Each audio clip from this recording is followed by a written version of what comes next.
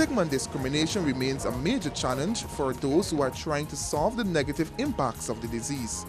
Desiree Edgell is an executive director of Artists in Direct Support, an NGO that uses the performing arts to work on the reduction of stigma and discrimination.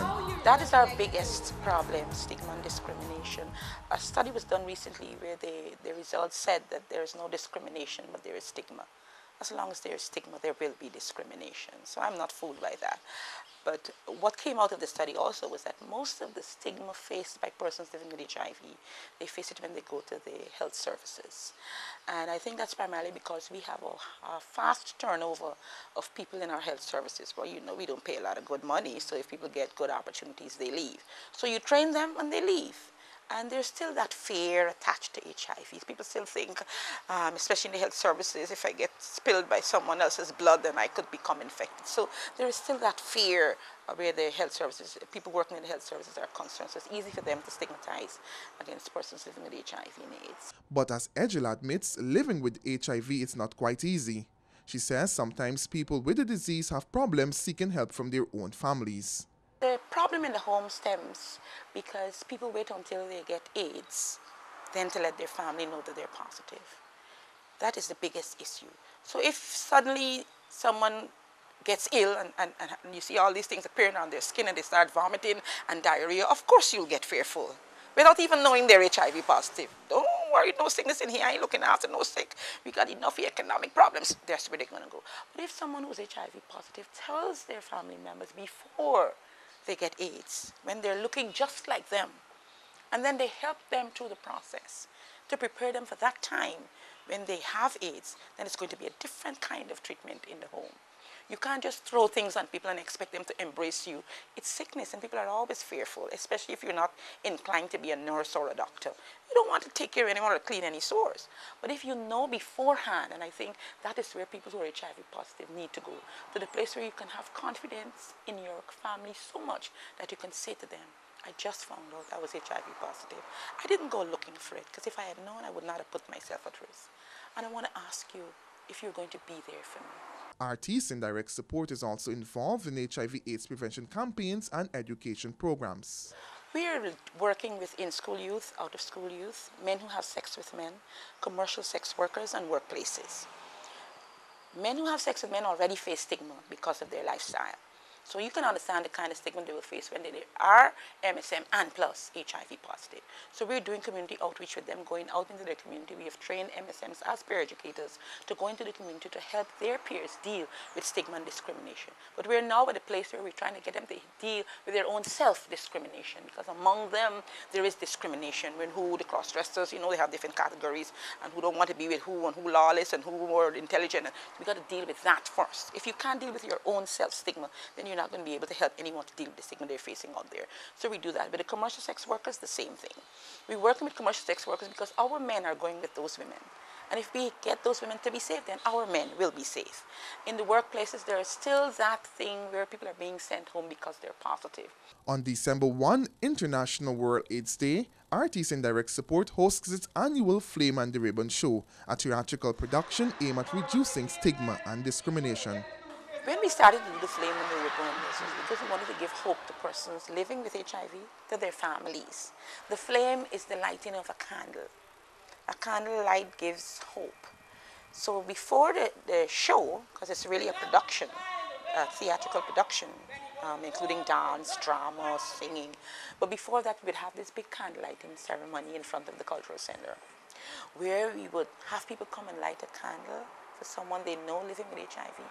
Have people themselves who are living with HIV light a candle, so that there's still hope, all is not lost.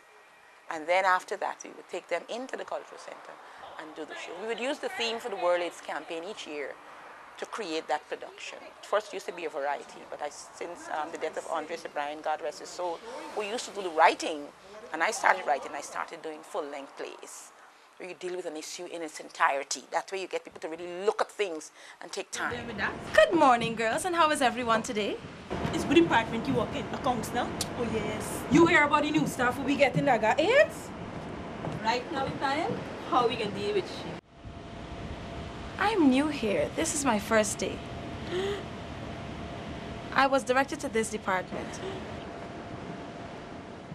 The production scripts, according to Edgel, are usually based on real-life stories. So I do a lot of counseling myself. I do counseling for children who are going wayward with their parents. I do counseling for marriage couples. I do counseling for persons who realize they're HIV positive or their husband brought it home or their wife brought it home. So I do a lot of that. So a lot of what I write comes from my experience through counseling. I try to relive because real situations come over. It's easier to write than for you to make a story up. My first play I wrote was my own story. My husband lives in Norfolk, Virginia, and I went up there and found the evidence of him being unfaithful to me. And I sat there and I said, here am I in Guyana, telling people to be careful, to not have sex with someone that you're not sure that they're being faithful to you, or you're not sure they're not HIV positive. And then I leave Guyana and I go up to the States and go and have unprotected sex with a husband who I don't know what's happening all through the year. And it hit me like a bolt of lightning. And I came home right away and I took my HIV test. Because I said, I could have gone there and picked up HIV. What was I going to say to those people who I'm here telling to be so careful and I can't myself be careful? So that first year I wrote my story. It was a kind of a healing. I was writing the story. My husband was typing it. We were fighting through it. But I wrote it and then I put the HIV element into it. What could have happened as a result of. And so that was my first play. And after that, it was easy. My boyfriend, who claims to love me so much, suddenly get false and start questioning me about being positive. I'm so sorry, Dawn. This is all because of me. And after 20 years, Edgel remains as passionate as ever about her work with Artisan Direct Support. I didn't want to do it. And then when I started doing it, my friend If I didn't have the got support, ill. you guys would have been out of this And friendship a long I had time promised my friend, because he was very upfront in saying that I'm HIV positive, and if you want to be my friend, then be my friend. But if you don't want, then I prefer you go and not be a hypocrite. And at that time, he was very straightforward. There was no way you could have said, I'm not going to be your friend. And so I made a promise that I was going to be there until the end, and I was. Des re-emphasized, with proper care and treatment, people living with HIV can live long, healthy, and prosperous lives. The color of his skin is different from mine. Texture of his hair is different from mine. We can't change that, it doesn't matter. He's my brother, oh Jah. The color of her skin is different from yours. Texture of her hair is different from yours. We can't change that, it doesn't matter. She's our sister, oh yeah. Yo, it's a boy Mystic, you know. And telling you that do not discriminate, you know. Do not discriminate people that living with HIV, you know. You got to show them love, treat them right, you know, because it can happen to any one of us. So share more love out there, spread more love. And to the youths, be very careful. You know, the world out there is big and you can be easily led astray. So be careful, think twice, think wise in whatever you're about to do. Yeah.